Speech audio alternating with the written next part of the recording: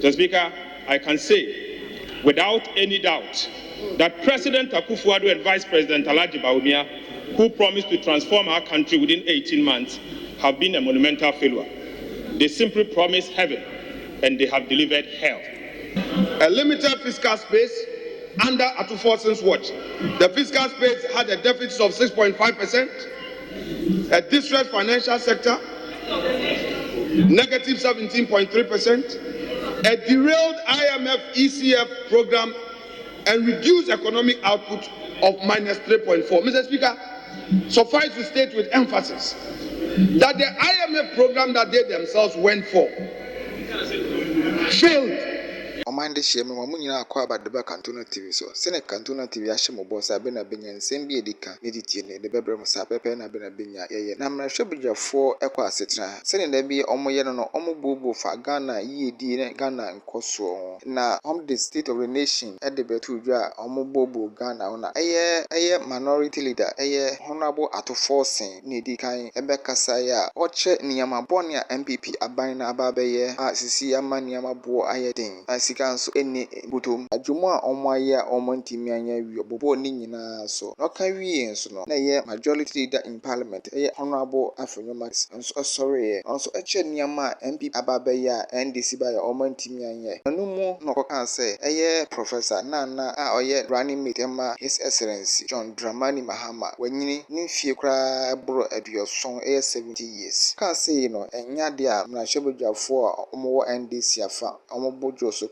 Anonti almost sorry a ye did say, dear honorable Afenyoman aka no ontwense no sanso empacho. And on a quiet tremam tria a ma a war mrahwebujafie a friends and trefo say, the honorable Afenyoman aka no one can ye cry and some trefo share dinner say and a ma or more. Even if you look at his choice of running mate, he could not get somebody that one could say that, look, they are planning for the future.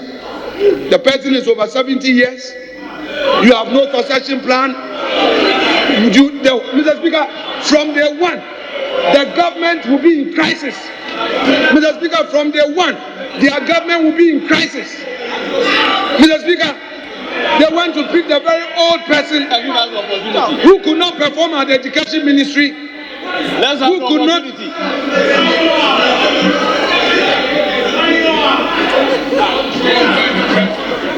And Mr. Speaker, the people of Central Region are now benefiting under the MPP.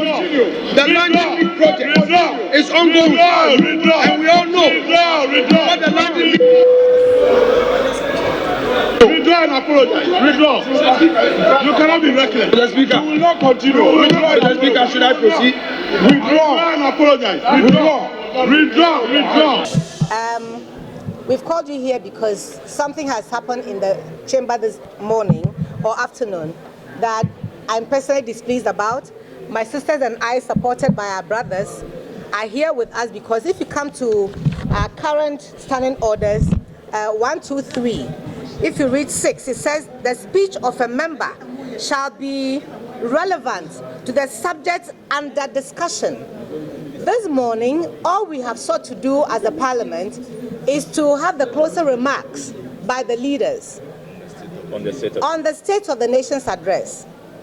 Our leader spoke at Atuforsen, and when we go to Honorable Afenyoman's turn, I think that what he has done this morning has been despicable, and I speak against it because I am a daughter of a teacher who retired and sold in Medina Market.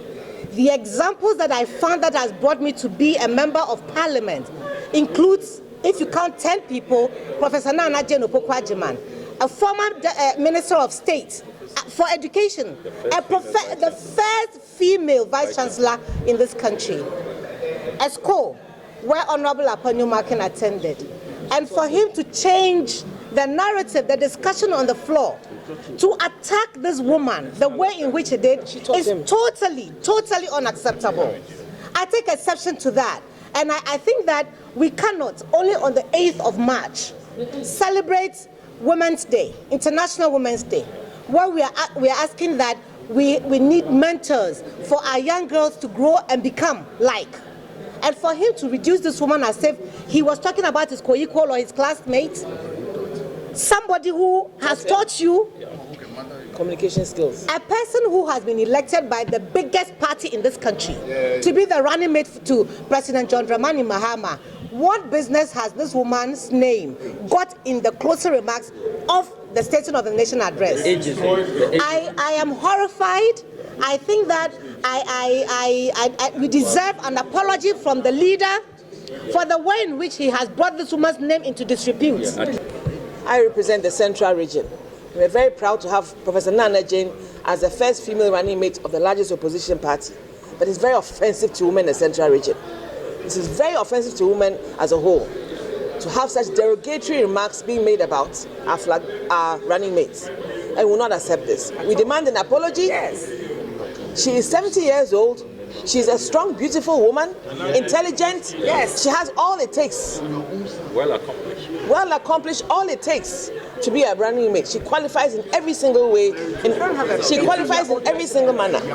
But we cannot be having this kind of talk. It's almost like trash talk, and we will not accept it in this chamber. And Honorable Afenya must apologize, must withdraw, and must do the needful. For somebody who taught him communication skills, this is not what she taught him. Nana Jane taught me as well. This is not what I exemplify. So he should better go back and revise his notes and do the needful. And this is a sign, and it implies that either he does not respect the aged woman even in society. Yes. Nobody has in this chamber, as of today, has spoken about the age of President Akufo-Addo, who was equally old. Actually older. In fact, even older, even when he came on the seat. So please, we demand an apology. And we are not taking this lightly at all. And the Central Region is very offended by this. He is from the Central Region. He should know better, and he should do better. And the woman of Winneba should also rise up and tell him that what he's saying is wrong. His behavior is wrong. He should not be personalizing this. She has nothing to do with the state of the nation. The nation is in coma. It's comatose. You should figure out how they're going to fix it. After 7 years, they should not be complaining about the NDC this or the NDC that. They should get their act together, and he, as a majority leader, should lead that. We will not tolerate this. He should apologize to Nana Jane and to the women of this country, especially after we've just had an International Women's Day celebration. It's almost like he's insulting the whole week has been ours, and we have been applauded, and we have been praised, and we have been acknowledged. Just to run women down like this, one woman who has been a vice chancellor before of one of the biggest universities in Ghana. Please, we do not accept this. We do not accept this. Thank you. Honorable Frank Anodompe, Mnashebejweni Emma Adeshia Amowo Nsawam Adwajudi, Onoso Ebekasai, na say Onoso Ekanisem edify. If you realize, before the leaders started speaking, there was a bit of concern. The minority leader had walked into the chamber. Then the majority leader was not in the chamber. And because I said it on the floor, it is harmless for me to repeat it here. Because we had leadership meeting, unfortunately none of them was there. And we had agreed on businesses to be prosecuted for today. First was that the leaders would conclude on the SONA. Then we'll take 150 World Bank IDA facility. Then we'll take 2 bills at their consideration stage. And anytime we are on the floor, what I often do is I relate to my colleagues. If there is a prior agreement that a particular business will be prosecuted, and on the floor it has become relevant that we vary it, we often vary it. So when I realized the 2 leaders were not there, I related to my colleague and said that, okay, well, because the 2 are not here, let's vary it and do the bill. Back and forth, back and forth. The minority leader was not in support because he had just walked in. We budged and said that they should do it. Now, if you have listened to the SONA debate, unless you don't want to speak the truth or address it as such, consistently and repeatedly, our colleagues have been coming after our flag bearer, Dr. Bawumia. None of them spoke without referencing Dr. Bawumia. Making all sort of aspersions and allegations against him. We heard him. The minority leader himself also did it. He did the same. You can go for the hazard and look at it. The countless multiple times he attacked the minority leader. What did the majority leader say? He said that we've had enough of Dr. Bawumia, and it's the same people.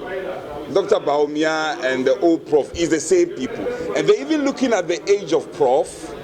there is Prof. John Mahama and Prof., particularly on Prof., the age. He said that there's no sense of agency. Then he said, perish the thought, in the event of they even winning, and Mr. Mahama would do just a term, reasonably to be taken over by the vice president. In this context, Prof will be too old, so there's no sense of agency. I don't think this is an attack.